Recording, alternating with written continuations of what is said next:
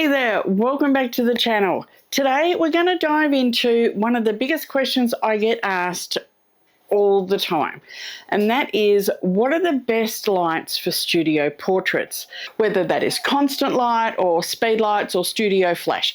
Whether you're just starting out or you're looking to upgrade your gear, I'm going to run you through some of my favorites that I use all the time in the studio, starting with studio strobes. So this is probably one of my favorites when it comes to studio strobes, and this is the Godox AD200Pro II. I've also got two of the AD200Pro, like the standard ones, or the original ones, I should say. So I've actually got three of these. These are fantastic. You can use them on the ground, so you can just stand them up on the ground. They've got lots of little screw points for a lighting stand. You can also put them in a Bowens mount, and you can load one or two of them up depending on what Bowens mount you've got, and then you can use them for loads of different Bowens mount soft boxes and strip boxes and all sorts of things like that. Why I love these, they are so easy to use. You will need a trigger. Now this is the new X3 trigger, but there is the X1, X2, and there's the Pro triggers as well. They're all really good, but you need to make sure you get the one for your camera. So I've got a Sony, so I've got all the Sony stuff. But for running workshops, I've also got Canon, Nikon, Olympus, Panasonic, etc. So these are really, really good for all sorts of things, from portraits to still life to getting out and about, whatever. These are battery operated, so you can take them on location as well. Absolutely fabulous. That's a really good one.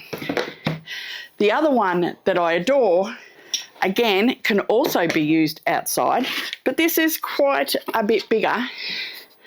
This is the Q6 from Neewer. It is a 600 watt. The AD200, as the name implied, is a 200 watt. This is a 600 watt studio strobe.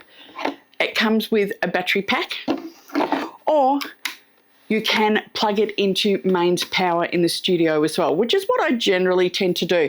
But having no cords to trip over is a definite advantage, I've got to admit.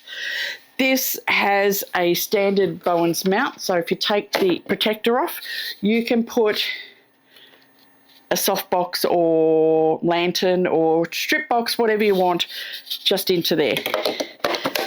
And that just clips back on to keep it safe. Comes with a really sturdy lock that just fits on the bottom, and that goes onto your light stands. Awesome bit of kit to have in your studio, that's for sure.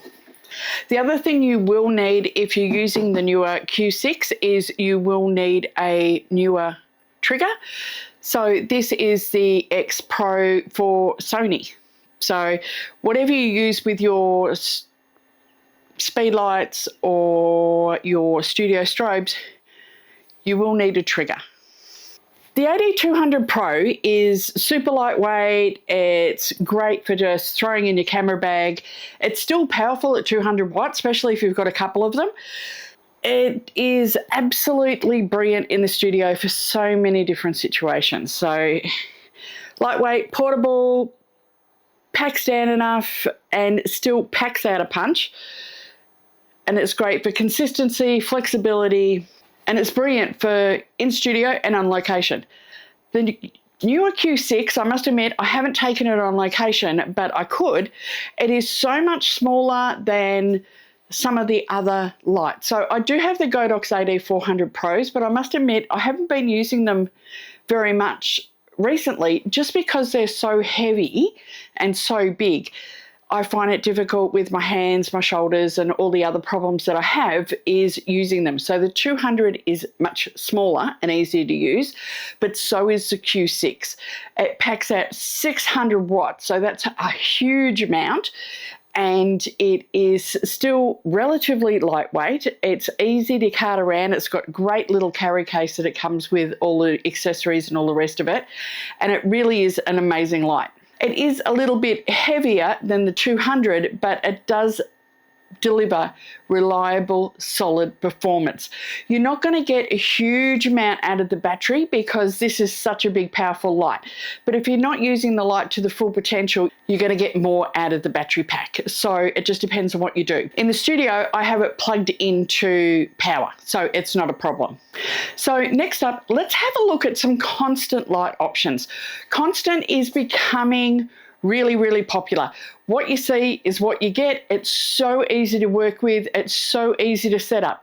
However, they do have their limitations. These are great for beginners. They're also fantastic for more experienced shooters where you want to see what you want to be able to work with shadows, work with lights. It's really, really easy to work with. And because they have become so popular, I've been using them a lot in my studio, and I've got quite a few. I range from 20 watts all the way up to 300 watts at the moment. And I have noted in some of the studios that I also work out of, they have up to 500 and 600 watts. So they are amazing. So my first option is going to be this one, which is from Neewer. This is the CB200. I must admit, it is big and a little heavy, especially when you put a softbox and everything on it. However, this is an amazing light. It is an RGB light. So this is the CB200C, which means that you can not only set it from your white balance from warm or cool, but you can put any color in the spectrum in here. It works with an app, so you don't have to get up and down ladders to turn things on, off, and adjust them. You can do it straight from your mobile phone. So that is amazing. I love the light that comes out of this. I love the fact that it is amazing for putting, like you can put gels effects on it. So you don't even have to put the gels on. You can change the color coming out of the light so that it emulates using a gel. So much easier. The other lights that I urge you to have a look at are by Zhiyun. So this is the Molus B300.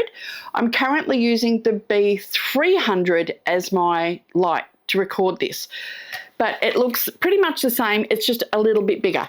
These are a great bicolor light, so you can either have them as warm or cool. This one's 200 watts, that one's 300 watts, and they are fabulous. And they are quite small, compact, and lightweight. These are amazing for in the studio.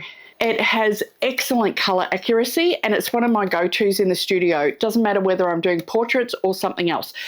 This and the other constant light both need power, so you can't really take them on location, but that's just how the constant lights work. They do need solid power to be able to run them, but these are fantastic.